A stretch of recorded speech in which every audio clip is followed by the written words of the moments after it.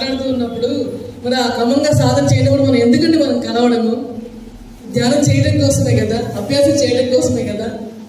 చేద్దామా మరి? పెద్దగా చెప్పాలి.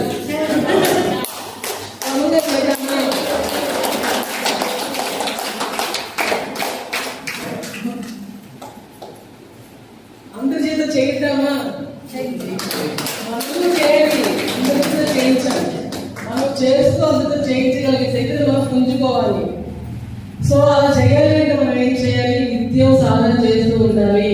నిత్యం గురువు గారితో మన యొక్క అనుభవాలు పంచుకుంటూ, మన యొక్క అనుభవాలను తీర్చుకుంటూ, మనకు తెలిసిన జ్ఞానాన్ని అందరితో పంచుకుంటూ, అందరితో ఇలా క్లాసులు పెట్టినప్పుడు వచ్చి